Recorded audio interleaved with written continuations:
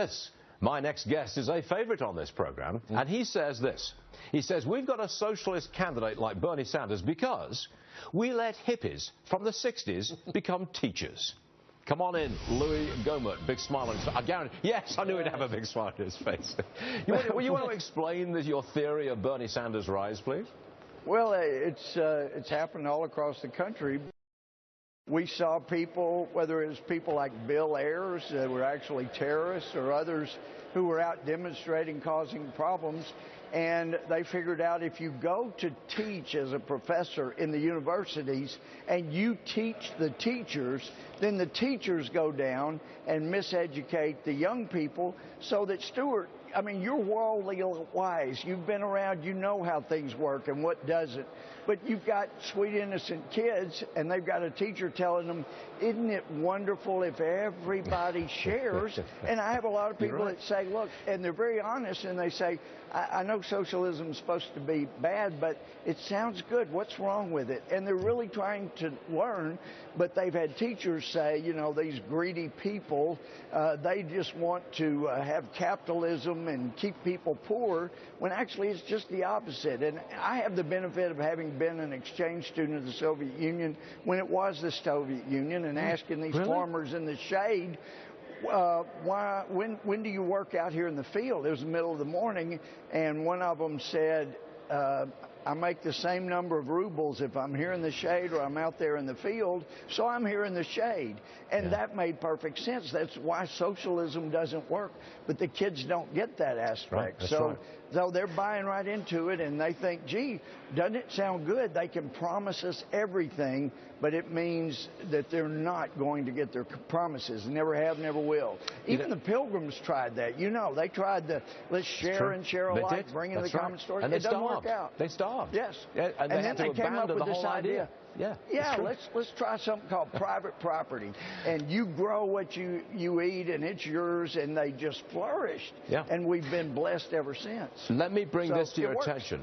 This is a poll. It's a new one, just coming out. It's from Emerson College. It says this: Ted Cruz leading Trump by just 1 point in Texas.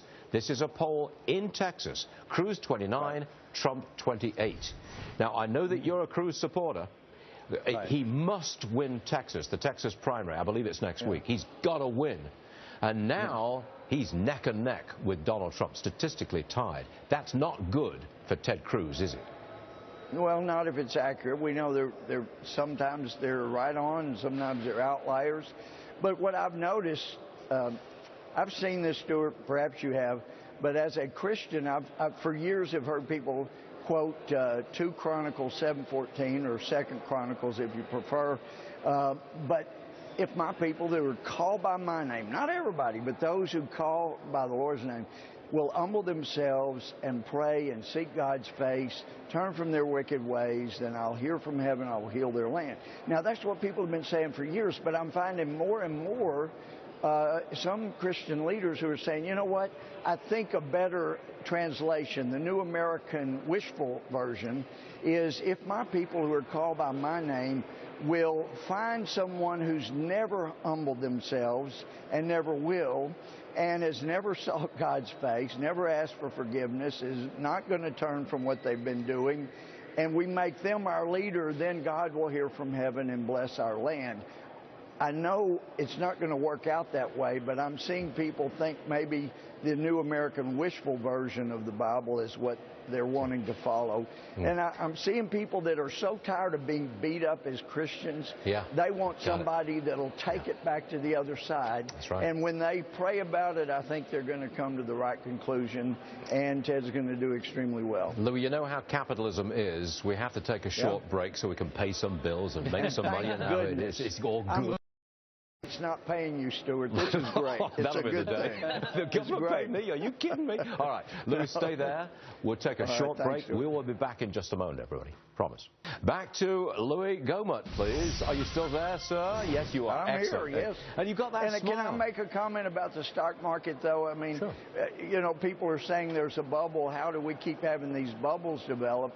And when we keep creating more and more money that mainly goes to Wall Street, some stocks are worth what you pay, some create a bubble. But I was at the Fed in a meeting some years back, and I said, how much more money are we printing now than we did, say, 10 years ago? And the guy said, well, we're not printing really any more than we have in a long time. I said, but there's so much more money in the system. And yes. Stuart, he said, exact quote, oh, we couldn't possibly print all the money we're creating. No, that's right. Oh, that's my right. gosh, that's electronic money. Even worse. It is. It's even worse. So that you add money to the system like that by just adding digits, it's going somewhere, and right now it seems to be going to the stock market. Louie Gohmert, stock market prognosticator. I mean, the man's a genius. Real fast, I'm almost out of time because the show's almost over, but are you prepared for Donald Trump being the Republican nominee? Because it looks like he's going to get it. Right now because the process isn't over. But he's going to get it, Louie. Do you doubt that? I do, or I would already be on his bandwagon. But we'll wait to see how it goes. This thing isn't over. I remember back in 2008, I said there is no way John McCain can be the nominee because he's running fourth and second, and I was assured he'll be the nominee. It's all there is to it. So we'll wait and see. Out of time, but we want you to come back real soon, okay? Thank you, Louie Stuart. Gohmert, Always good to be with you. Thank Republican you. from Texas. See you later. Thank all right. you. There will be more Varney after this.